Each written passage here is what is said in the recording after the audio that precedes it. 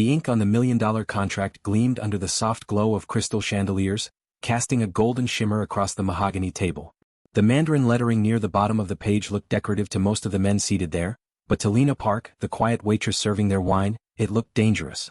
The restaurant, Huaxia, was the kind of place where power disguised itself as refinement. Every sound was muffled by velvet curtains and the hum of discreet jazz. Waiters moved like ghosts, anticipating the needs of men who controlled markets, media, and governments. The evening's centerpiece was a deal between Victor Lang, an American tech magnate known for his ruthless precision, and a group of Chinese investors representing the Shenzhou Holdings consortium. Cameras had been banned, and even the staff had signed confidentiality agreements. The atmosphere pulsed with unspoken importance. Lena had worked at Huaxia for only 3 months. Her hair was always tied back neatly, her uniform pressed to perfection, her voice barely audible when she spoke. Her co-workers saw her as timid, polite, and invisible, the kind of girl who would apologize for existing. Yet beneath the calm, Lena's mind worked with the quiet accuracy of a chess player. She'd once been a law student specializing in international contracts before her world had collapsed, forcing her into the anonymity of waitressing. Tonight, as she poured the last of the red wine into a glass beside Victor's elbow, she noticed something in the Mandarin script that made her breath catch. Her hands trembled slightly, and a drop of wine nearly splashed the linen. She steadied herself quickly, pretending to adjust the glass. Her eyes darted back to the contract. The characters were clear. Transfer of rights. She blinked twice, unsure she'd read correctly. It was buried deep within the clause titled, Mutual Patent Cooperation, but the phrasing didn't just allow for shared usage. It meant full ownership transfer within mainland China. A single signature would give Shenzhou Holdings complete control of Victor's proprietary algorithms, his life's work, and the future of his empire. Lena's pulse quickened. She looked up subtly. Victor was leaning back in his seat, confident, unguarded, one hand resting near his glass, the other gesturing as he exchanged pleasantries in halting Mandarin with the lead investor, a man named Chen Wei. Chen's smile was all warmth and sincerity, but Lena recognized the expression. It was the same kind her former professors used when they were setting up a trap they knew no one else could see. She told herself to stay quiet. It wasn't her business. No one would believe a waitress. She'd lost enough already from speaking up once before. But the thought wouldn't leave her. It clawed at the back of her mind as she moved between tables. Every time she looked at the contract, the glowing calligraphy seemed to taunt her.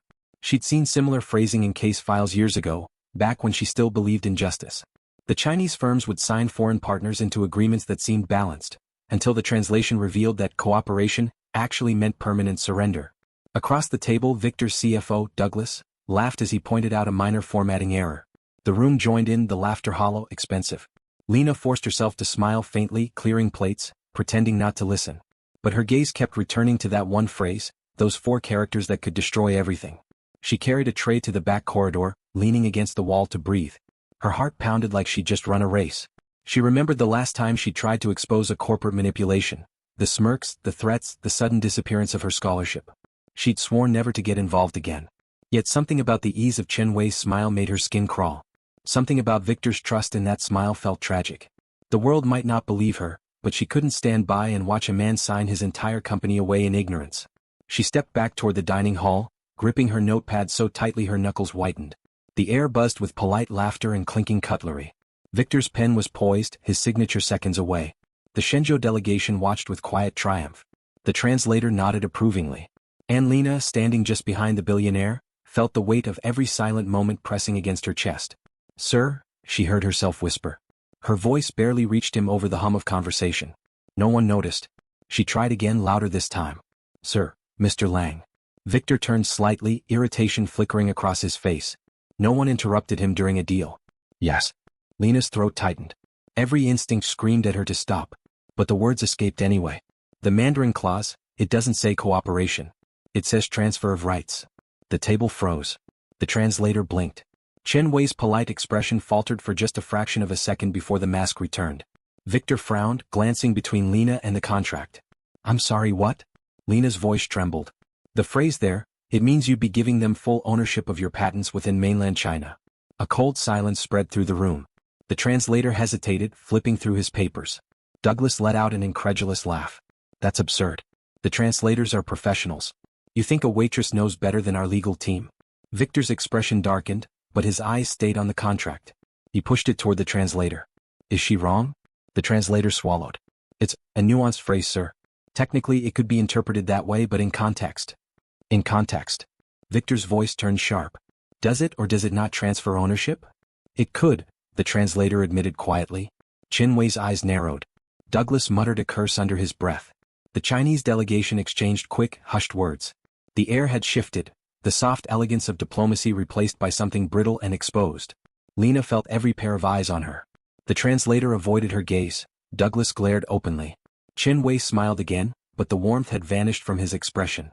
It was the smile of a predator pretending patience. Perhaps, he said smoothly, the young lady is mistaken. Mandarin is a complex language. Context is everything. Victor didn't respond.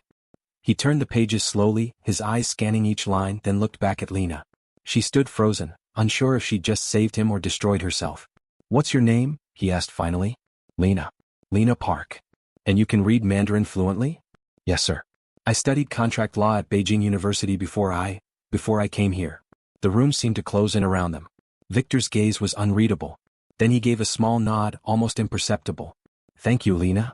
Qin Wei rose from his chair, still composed but with a glint of steel behind his politeness. Perhaps we should reconvene tomorrow, he suggested. Victor smiled coolly. Perhaps you should. As the investors gathered their papers, Lena stepped back, heart hammering. She didn't dare move until the last of them had left.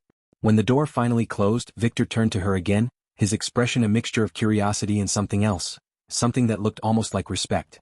You realize, he said quietly, you might have just stopped the biggest corporate heist in US-China trade history. Lena didn't know what to say. She only nodded slightly, her voice barely audible.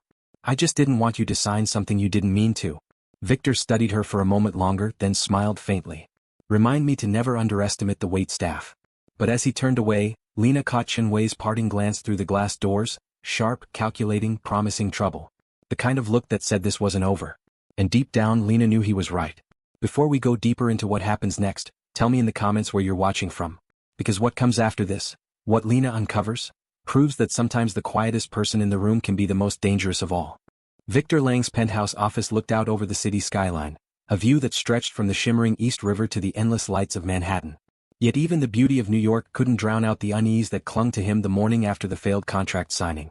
The dinner at Huaxia should have sealed a deal worth hundreds of millions. Instead, it had ended with suspicion, embarrassment, and questions he couldn't shake. Victor had built his empire by trusting numbers, not people. He believed in control, precision, and preparation. But nothing had prepared him for a waitress interrupting a negotiation and revealing a clause his entire legal team had missed. The more he thought about it, the more it bothered him, because she had been right. Lena Park. Her name echoed in his thoughts as he reviewed the transcript his assistant had managed to reconstruct from the dinner's recording. She had read those Mandarin characters without hesitation, dissecting a deception so subtle that even his most senior advisors hadn't caught it. If she hadn't spoken up, he would have handed over control of his most valuable patents to foreign investors. His fortune, his technology, gone. It wasn't luck. It was intelligence. He closed his laptop, rubbing his temple. The quiet hum of the city outside was interrupted by the buzz of his intercom.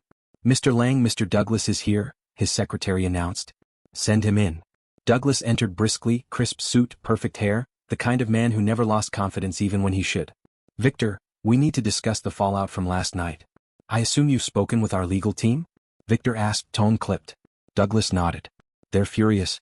Apparently, the translators missed the clause because the language was deliberately layered, legal doublespeak designed to pass casual inspection.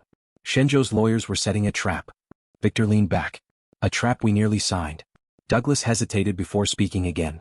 That waitress, Lena, was it? You realize she put herself in the middle of an international business negotiation? She could have jeopardized the entire deal. Victor's eyes narrowed. She saved it. That's not how the board will see it, Douglas countered. You can't have random restaurant staff intervening in billion-dollar contracts. It makes us look incompetent. Victor stood, his tone turning cold. What makes us look incompetent is that my legal team missed what a waitress noticed in 10 seconds. Douglas fell silent. Victor continued, find her. I want to talk to her myself. Douglas blinked. You're serious? Dead serious. Lena's morning started the same way most of her days did, quietly. She brewed instant coffee in her small one-bedroom apartment above a laundromat in Flushing. The air smelled faintly of detergent and steam. Her phone buzzed with overdue payment reminders. Her rent was 3 days late again. She turned on the small TV for background noise. The morning news was a blur of stock market updates and international headlines. But then one segment made her pause. Last night's billion-dollar merger between Lang Tech and Shenzhou Holdings was postponed unexpectedly, the anchor said. Sources suggest a translation dispute during final negotiations. Lena froze. Her stomach twisted. That was her. They were talking about her night, her interruption. Her phone buzzed again, this time a message from her manager. Report to work early. Important. She knew that tone. Trouble. When she arrived at Huaxia, the air felt heavier than usual. The other waiters avoided eye contact. The manager, Mr. Han, waited near the entrance with his arms crossed. Lena, he said curtly, in my office. She followed him to the back, bracing for impact. He closed the door quietly behind them. Do you have any idea what you did last night? His voice was calm but dangerous. Yes, sir, Lena said softly. I stopped a client from signing something harmful. You embarrassed one of our most important patrons, Han snapped. Mr. Lang's team called this morning. They're demanding an internal review. Her chest tightened. They're blaming me? Han sighed. I don't know what to tell you, Lena. This restaurant survives on reputation.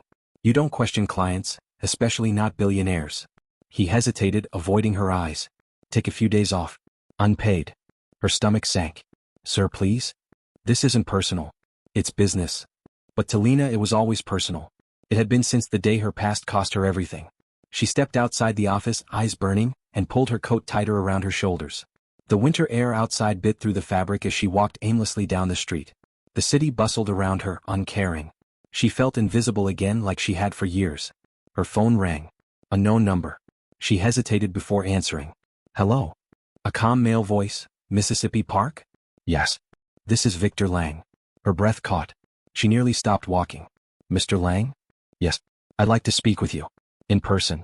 My driver can pick you up within the hour. She hesitated. I'm not sure that's. It's not a request, he interrupted gently. You saved my company. The least I can do is buy you lunch. An hour later, Lena found herself seated across from Victor Lang in a private cafe overlooking Bryant Park.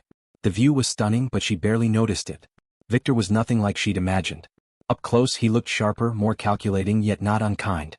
His presence filled the room effortlessly. He leaned forward. You read Mandarin fluently. Where did you learn? I studied at Beijing University, she replied quietly.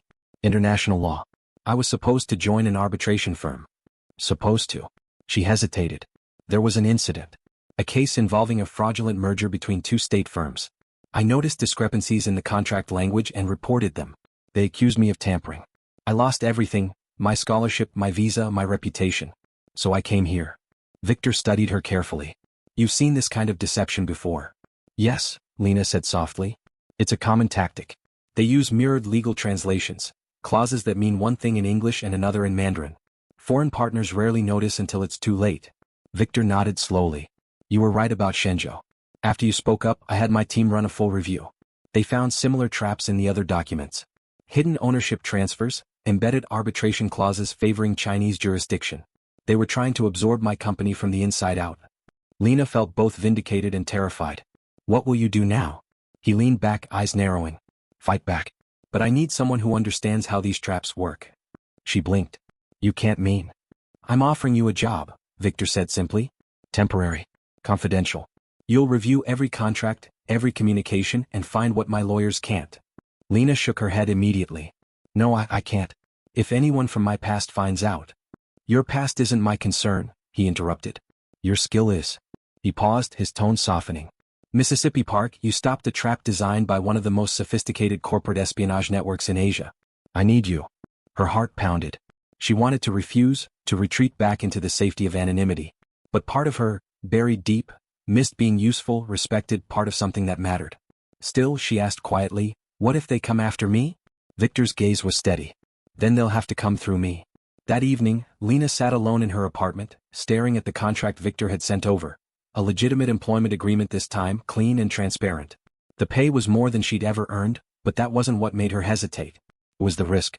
Shenzhou had power, reach, and no mercy for those who crossed them. Outside, snow began to fall, blanketing the city in silence. Her old instincts whispered to run. But something stronger whispered to stay. For the first time in years she had a chance to reclaim her name, not through hiding but through truth. She signed the contract.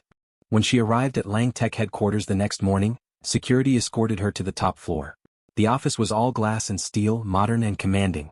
Douglas met her with visible irritation. So you're the waitress, he said dryly. Welcome to the war room. Lena ignored the sarcasm. She followed him into a large conference room lined with monitors displaying financial models, trade agreements, and encrypted documents. Victor entered moments later, coffee in hand, expression calm but sharp. "Morning. Let's get to work." He handed her a folder marked confidential, internal review. "This is the first batch of partnership documents." Shenzhou wasn't working alone. They've got links to subsidiaries in Hong Kong and Singapore, smaller firms acting as fronts. I want every connection traced. Lena opened the folder and began scanning the Mandarin text. The characters blurred slightly at first, but then clarity returned, the old muscle memory kicking in. Patterns began to emerge, phrasing she recognized, tactics she'd studied. Her quiet voice filled the room as she translated clause after clause, exposing the hidden mechanisms buried in legal jargon. By midday, even Douglas stopped doubting her. Victor watched her work with quiet fascination. He'd met countless consultants, analysts, and lawyers, but none had her precision. There was something almost poetic about the way she dissected deceit. At one point she paused. "Here," she said, pointing to a paragraph. "This clause lets them redirect future royalties through a shell company registered in Macau. They drain profits before taxes ever hit U.S. soil." Victor's eyes widened. "How many of these have you found?" "For so far," Lena said. "And that's just in this file." He leaned forward, voice low. "Keep digging. I want every buried trap exposed." As the day stretched on, fatigue began to set in. Lena rubbed her eyes, but Victor handed her a bottle of water. "You've done more in 6 hours than my team did in 6 weeks." She smiled faintly, unsure how to respond.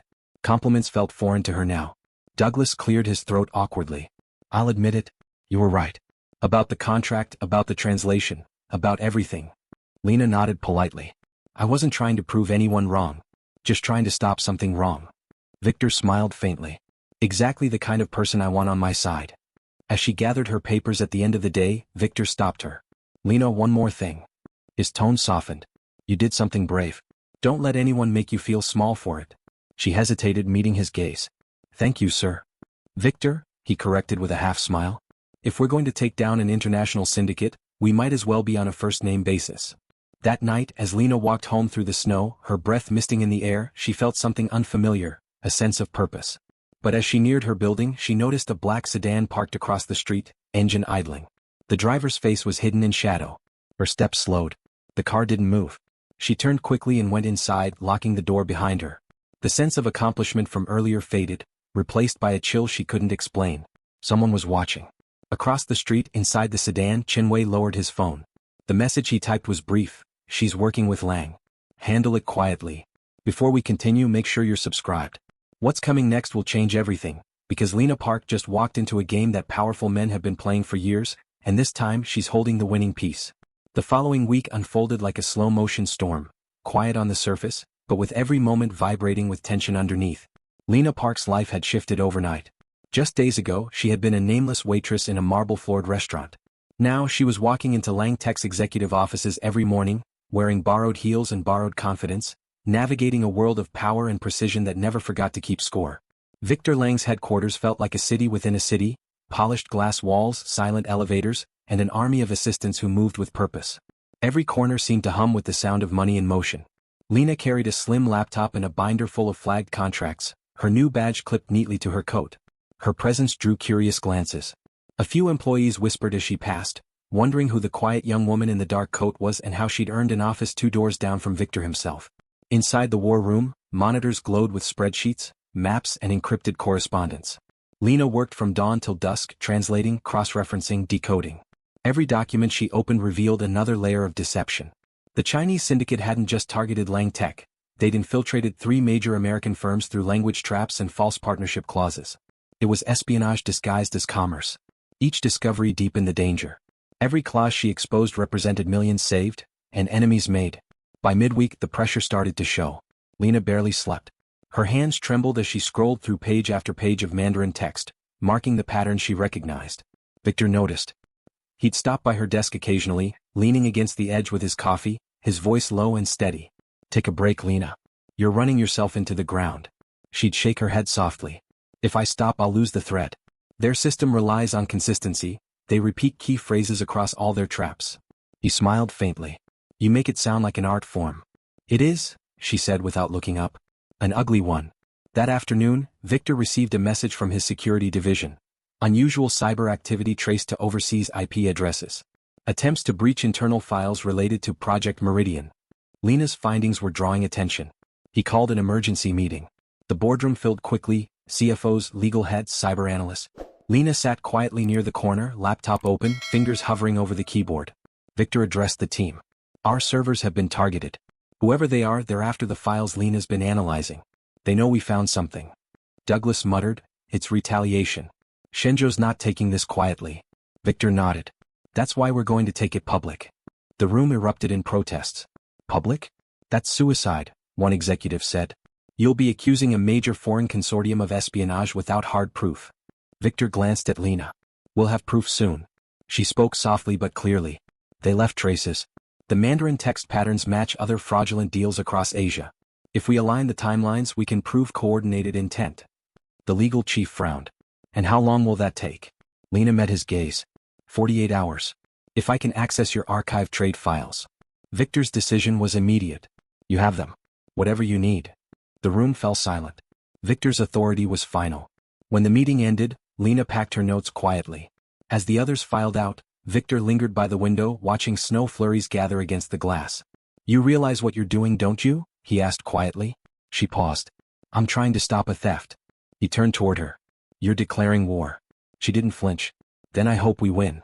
That night, the glow of Lena's laptop filled her dark apartment.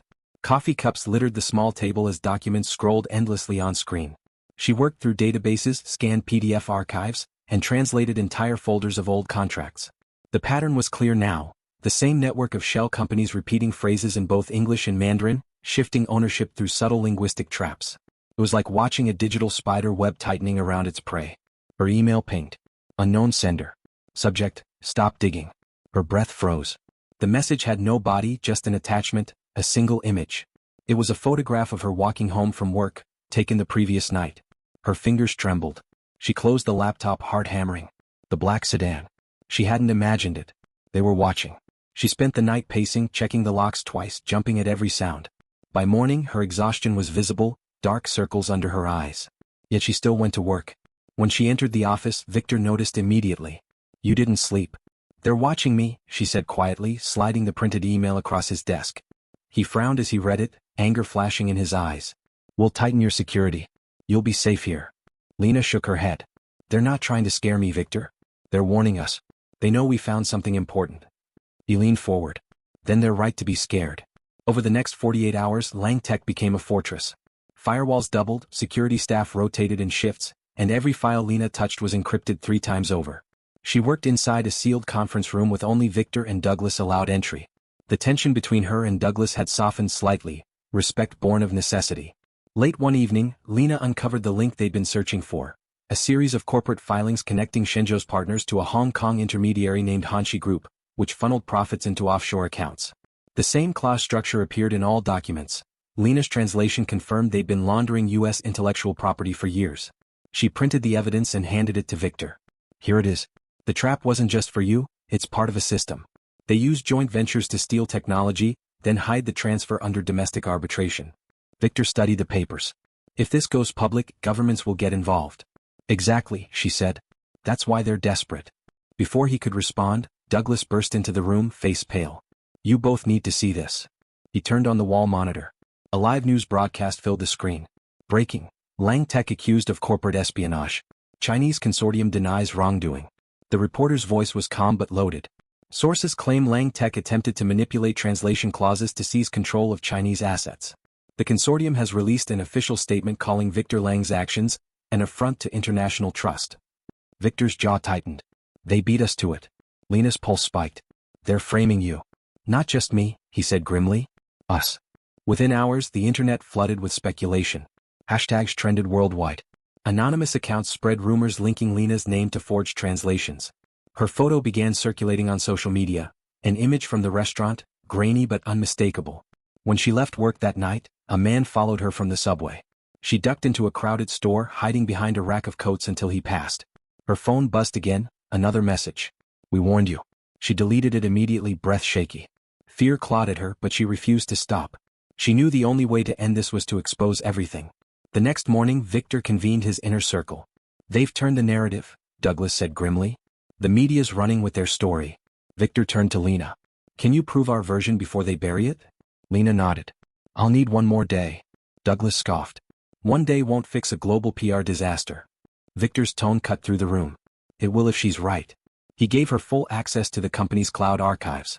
For 20 straight hours, Lena worked without pause, piecing together a timeline of digital evidence. Metadata, timestamps, document origins. She traced the forged translation files back to a remote server in Guangdong, linked to Hanshi Group's registered IP. Every discovery was logged, backed up, verified. Proof beyond denial. By sunrise she had it all. She walked into Victor's office with trembling hands, holding a single USB drive. This is it, she whispered. Everything they tried to hide. Victor looked at her like she was holding a weapon. You're sure it's airtight? I checked it 3 times. It's not just evidence, it's the blueprint of their entire operation. He took the drive carefully, eyes hard. Then it's time to fight back. He turned to Douglas. Prepare a press conference. No. I want the truth broadcast live. Douglas hesitated. This could trigger diplomatic backlash. Victor's voice was steady. So be it. Lena watched as he walked to the window, the city sprawling beneath him like a battlefield. For a moment she saw the weight he carried, not just as a CEO, but as a man whose world had been nearly stolen in plain sight. She understood now that his calm wasn't arrogance, it was armor. And she was part of that armor now. That afternoon the media swarmed Lang Tech Plaza. Cameras lined the entrance, flashes bursting like lightning. Victor stepped onto the stage beside Lena, facing a wall of microphones. His voice was even, deliberate. Last night, my company was accused of manipulating contracts. Today we present evidence that proves the opposite, that we were the targets of a sophisticated, multilingual fraud designed to seize proprietary technology through legal misdirection. He gestured toward Lena. This is Lena Park. She uncovered the deception. Without her, the truth would have been buried forever. The room erupted with questions. Reporters shouted. Cameras zoomed in on Lena's face. She wanted to shrink, to disappear, but Victor's presence beside her steadied her. He continued, we are forwarding all evidence to federal authorities and international watchdogs. This is not just a Lang Tech issue, it's a warning to every global business. Words have power and translation can be a weapon. The press conference ended in chaos, but the message was clear. That night the story flipped. Headlines changed tone. Waitress turned whistleblower saves billion-dollar empire. Lang Tech exposes international fraud ring. The tide was turning, but so was the danger. Because in a dim office halfway across the world, Chinwei watched the broadcast with a cold smile. He made a call. It's time to clean up the mess. Start with her. Before we continue, make sure you've subscribed. What happens next will push Lena into the deepest danger yet, because when truth threatens the powerful, silence becomes their favorite weapon. The world reacted faster than anyone expected. Within hours of Victor's press conference, news outlets from New York to Singapore carried Lena Park's name. Her photograph, cropped from a grainy restaurant security camera, circulated alongside headlines calling her the waitress who outsmarted billionaires. Social media hailed her as a hero. But the brighter the light shone, the darker the shadows around her became. Victor Lang's PR team tried to manage the story, emphasizing Lang Tech's resilience and Lena's brilliance, but they couldn't control what was spreading online. Anonymous trolls accused her of espionage. Old classmates from Beijing University surfaced on forums, sharing half-truths about her past. Some called her a whistleblower, others called her a traitor. Victor could see the toll it was taking. When he found Lena in her office that morning, she was sitting motionless, staring at her phone as messages poured in. Some praising her courage, others threatening her life. He stepped closer. You should turn that off. She blinked, snapping out of the daze. I can't. If I stop watching it'll get worse. I need to know what they're saying. Victor's tone softened. You can't fight every shadow, Lena. Focus on the truth. The rest will fade. But deep down she knew shadows didn't fade, they moved. By noon the government had reached out. A representative from the Department of Commerce arrived at Lang Tech, requesting a closed-door meeting. Lena sat quietly beside Victor as officials pored over her translated files, examining every clause, every timestamp. The lead investigator, Agent Morales, leaned forward. Mississippi Park, this level of precision in translation is remarkable. But it also means whoever orchestrated these traps had inside access to your company's documentation. Victor frowned. Inside access? Morales nodded. Yes. Some of these files weren't public. Which means you have a mole. Lena's stomach dropped. The room fell silent. Douglas shifted uncomfortably, his usual confidence cracking. That's impossible. We've triple-checked internal security. Morales opened a folder. You might want to check again. We found encrypted correspondence between one of your senior analysts and a Hong Kong-based intermediary. Payments funneled through crypto. It's sophisticated, but not invisible. Victor's face darkened. Who? Morales turned the folder around. The name printed on the page made Lena's breath catch. Douglas Heller. Victor's voice was ice. You're accusing my CFO? Morales didn't flinch. We're not accusing anyone, yet. But the money trail leads directly to his accounts. Douglas stood abruptly. That's absurd. I've been with this company since it started. You think I'd sell out everything we built? Lena studied him silently. His reaction seemed genuine, but then again she'd seen people hide guilt behind outrage before. Morales handed Victor a flash drive. The evidence is here. I suggest you review it privately. We'll be in touch. When the officials left, silence hung heavy in the room. Douglas turned to Victor, face red. You can't believe this. Victor didn't answer immediately. He glanced at Lena. Can you verify the Mandarin in those files? She hesitated. If they're using the same phrasing as the traps we found, then yes. Do it, he said quietly. Douglas glared at her. You're letting her audit me now? A waitress. Victor's eyes hardened. A waitress who saved my company. Sit down. The hours that followed were suffocating. Lena pored over the encrypted emails and found something chilling. Hidden within Douglas's personal correspondence were attached documents containing minor revisions, tiny adjustments to clauses that turned cooperation into surrender. Each change matched the traps she'd uncovered earlier. The language was his signature, not Shenzhou's. She looked up slowly. It's him. Victor's expression didn't change, but the muscle in his jaw tightened. How long? Months. Maybe longer. Douglas slammed his fist against the table. That's a lie. You're reading doctored files. Victor stood. Then let's test that. He signaled to security. 2 guards entered silently. Escort Mr. Heller to his office, Victor said. Lock down his system. Nobody leaves until I've reviewed every byte. Douglas stared at him, disbelief mixing with betrayal.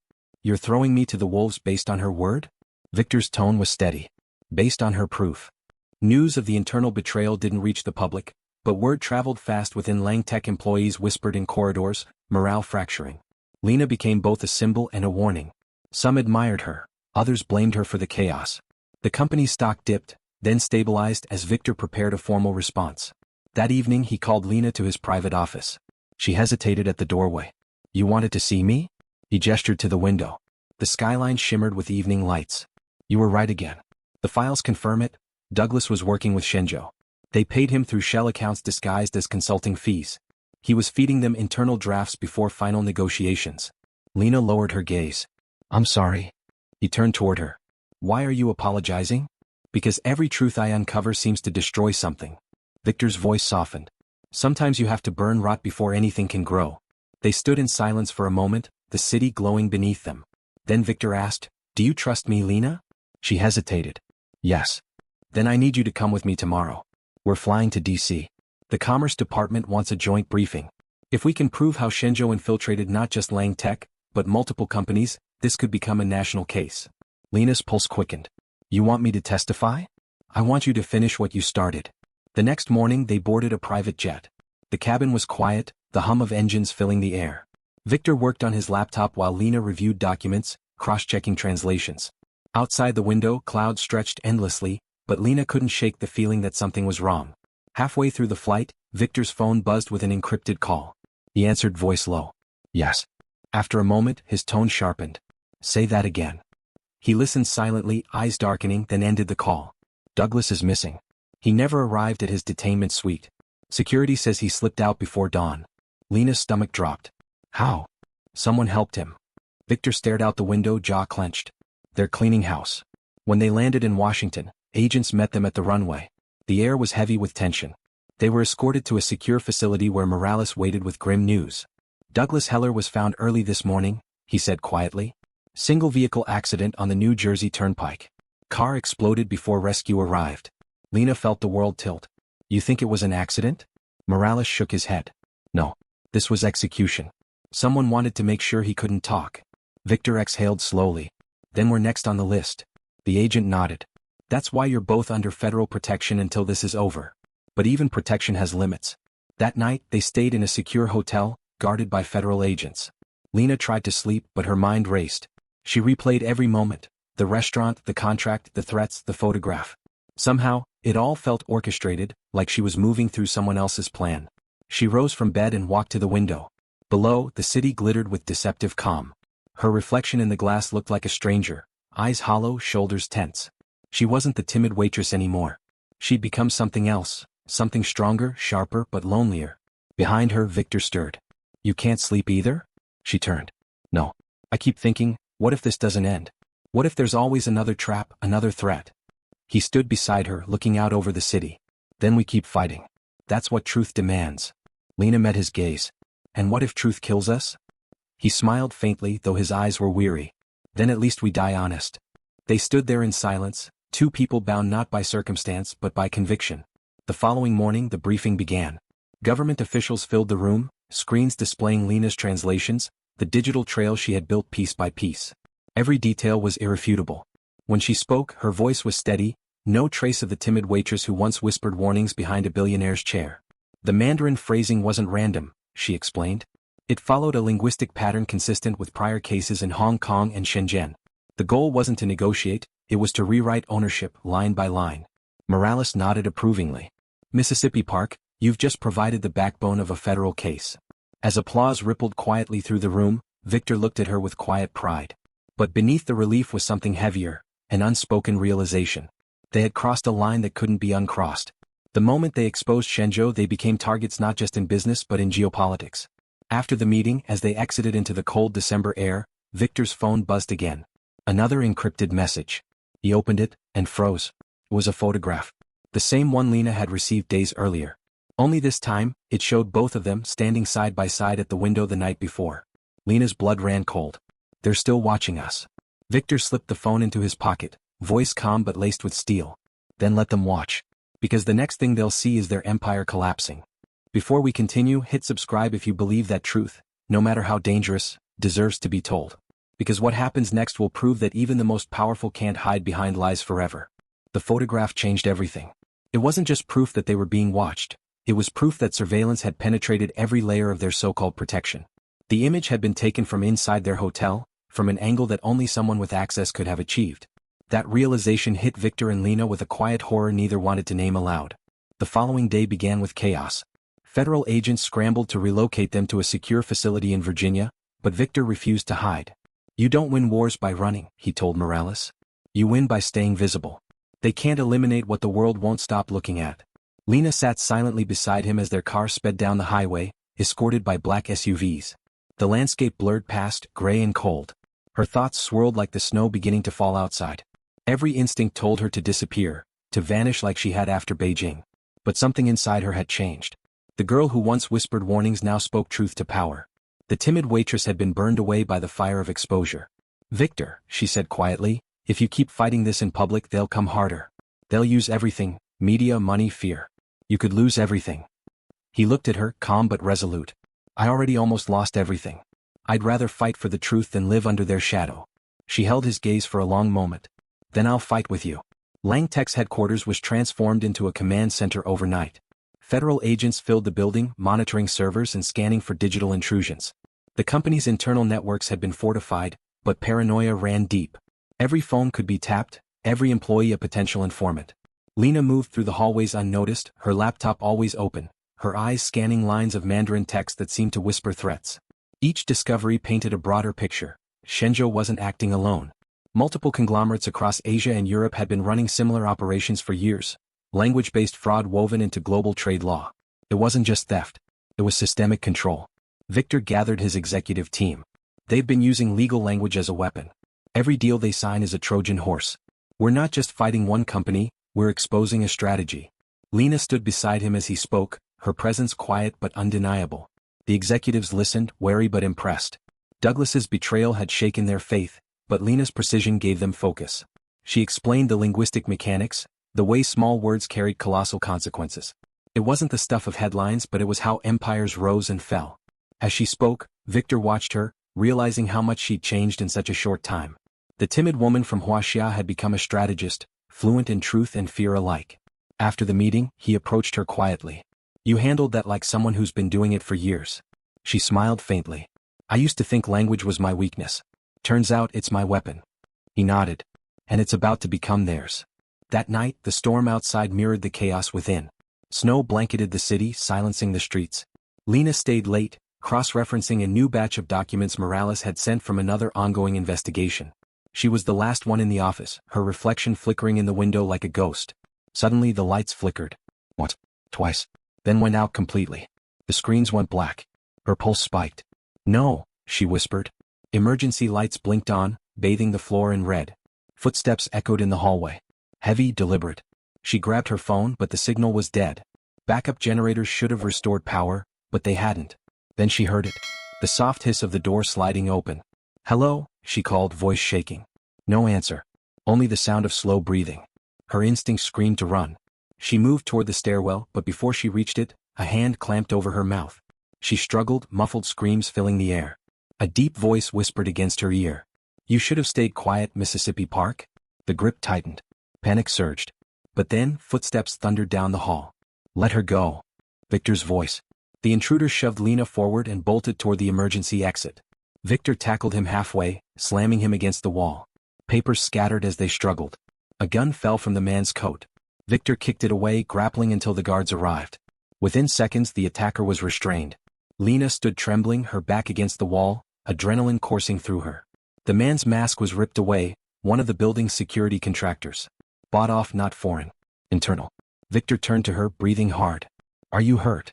She shook her head. "No. But I think we know how deep this goes now." The attempted abduction made national news within hours. Lang Tech released a brief statement confirming an internal security breach, while federal authorities launched a manhunt for the organization funding the attack. The press ate it up. Corporate espionage turns deadly. The woman who knows too much. Through it all, Lena tried to stay composed. But at night, she found herself waking in panic, seeing shadows where none existed. Her body flinched at the sound of footsteps. She'd survived physical danger before, but psychological warfare was harder to fight. One night, Victor found her in the office kitchen, staring blankly into a cup of cold coffee.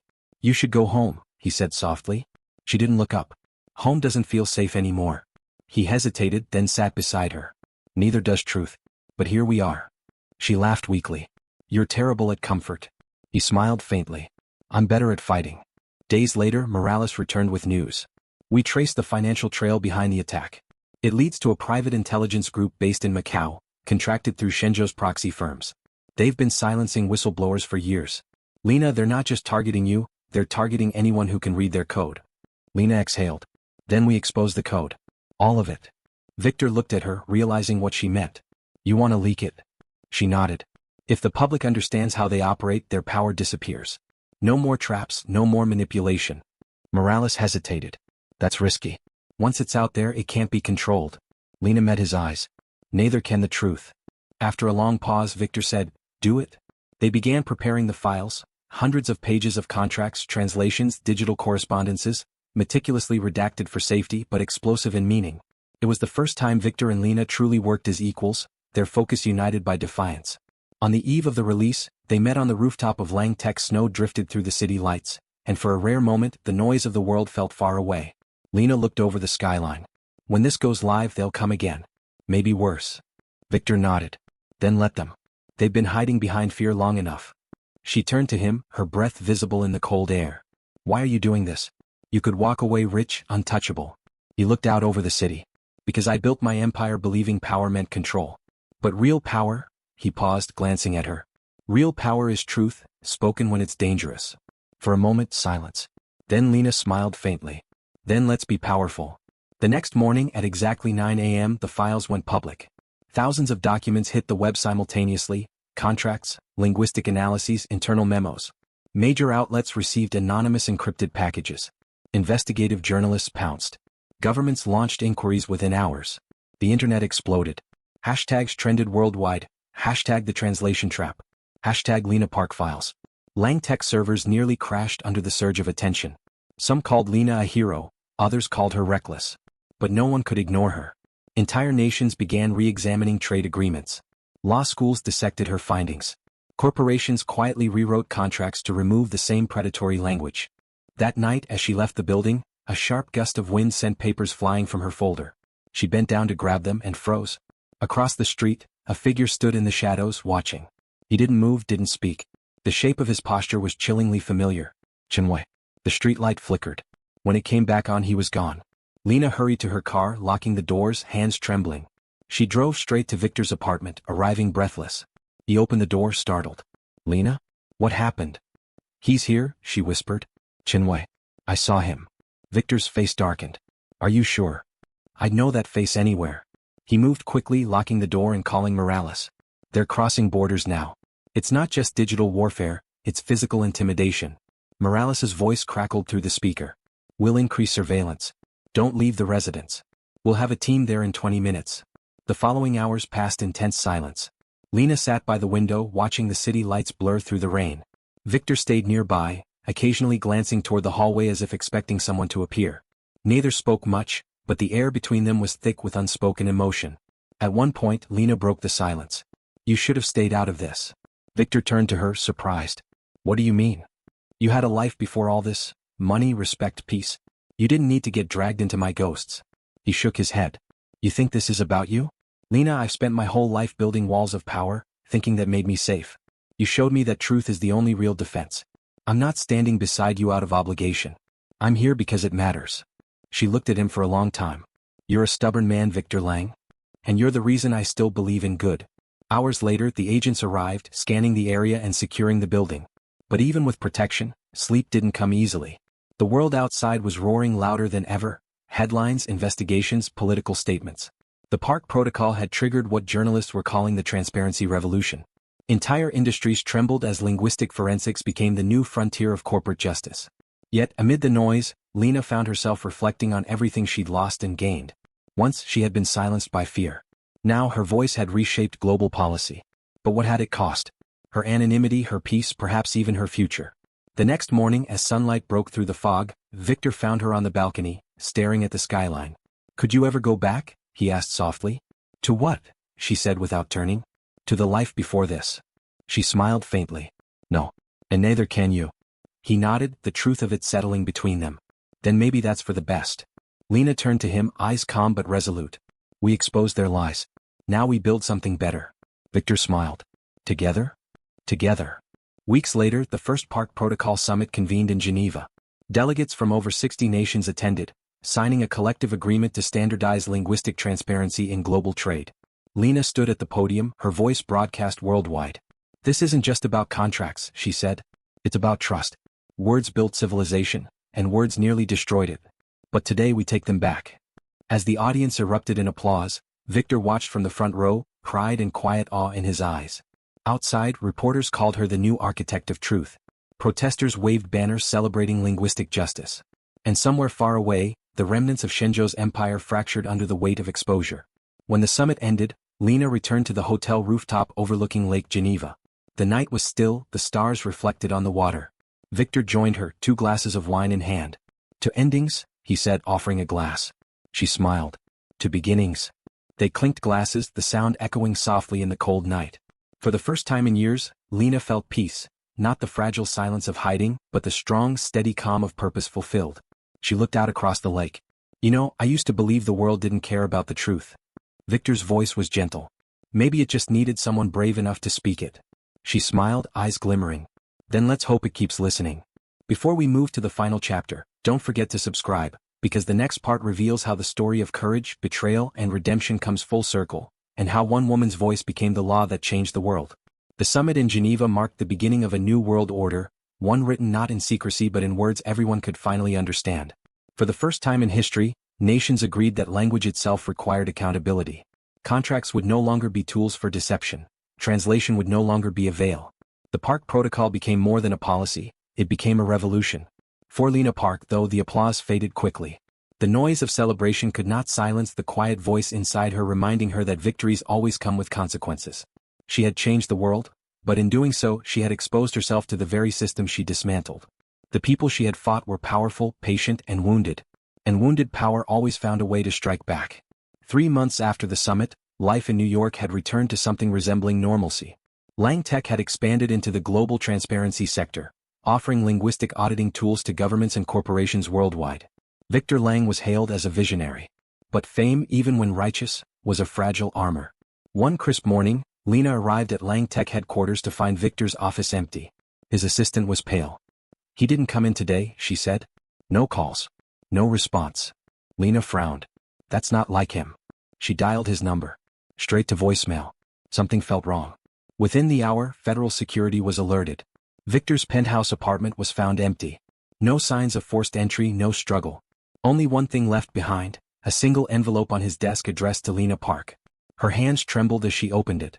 Inside was a short handwritten note. They found me first. Don't look for me. Finish what we started. For the first time since Huaxia, Lena felt helpless.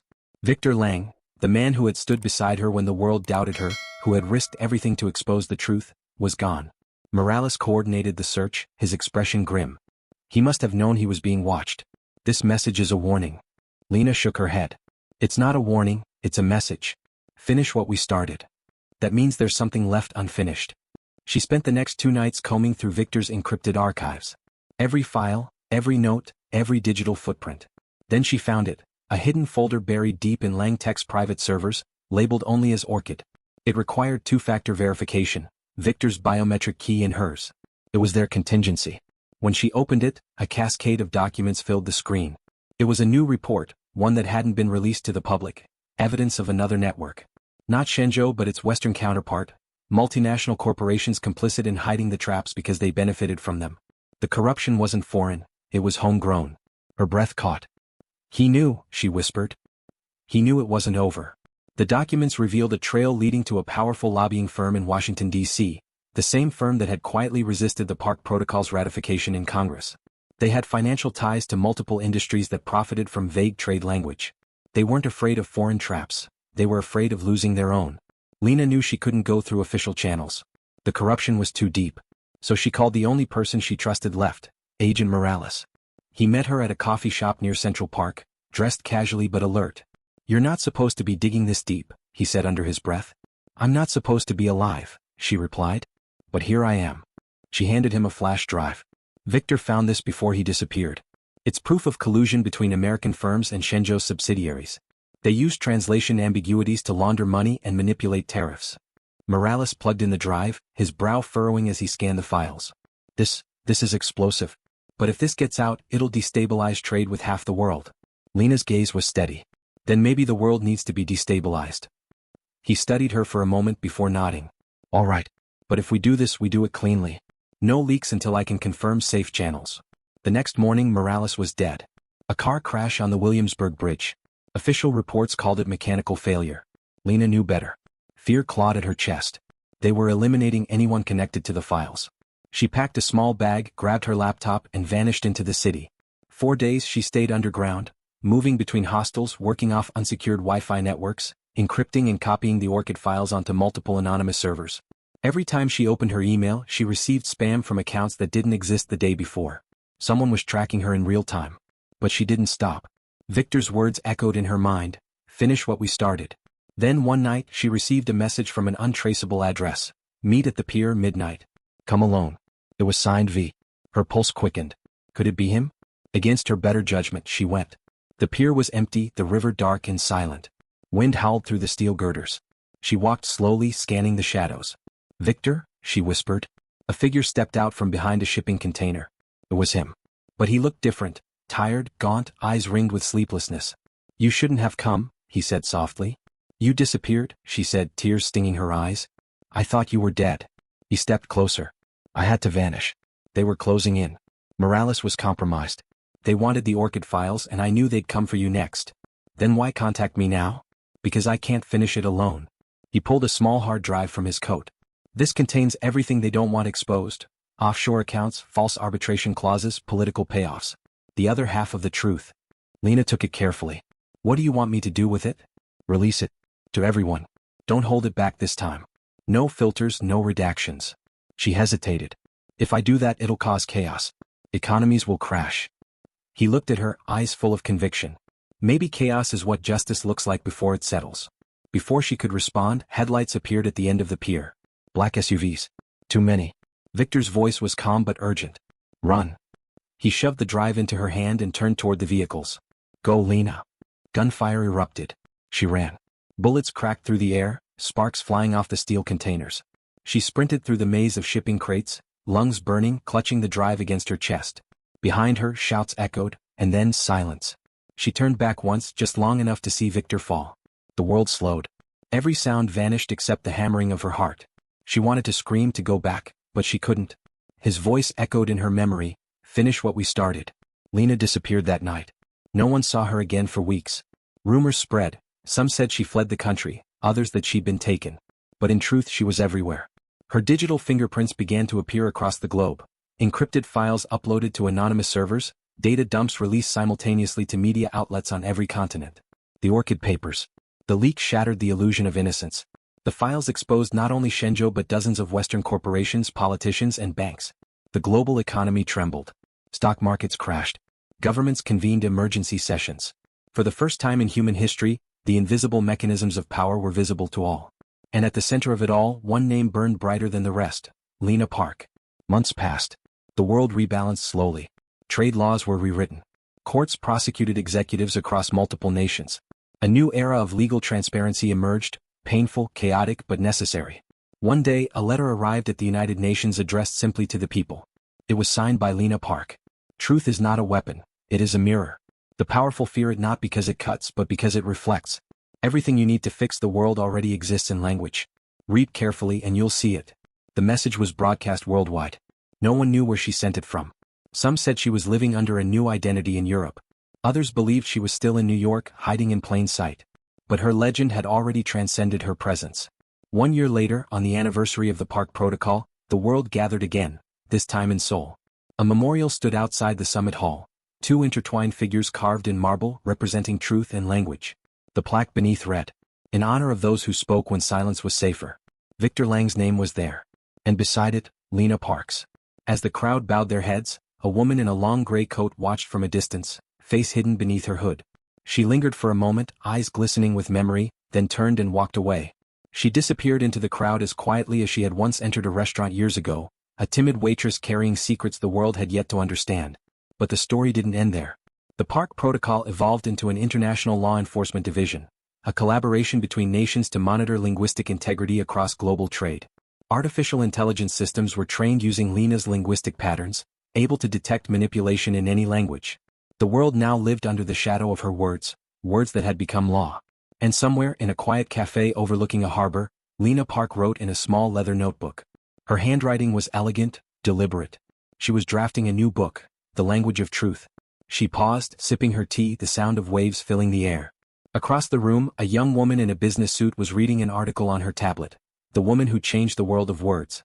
Lena smiled faintly, closed her notebook and whispered to herself, "It's not about changing the world. It's about teaching it to listen." And with that, the timid waitress who once stopped a billion-dollar mistake vanished into history, not as a symbol of defiance but as proof that truth, once spoken, can never be silenced. Before you go, make sure to like, comment, and subscribe, because this story isn't just fiction. It's a reminder that courage begins where comfort ends, and sometimes the quietest voices leave the loudest echoes in history.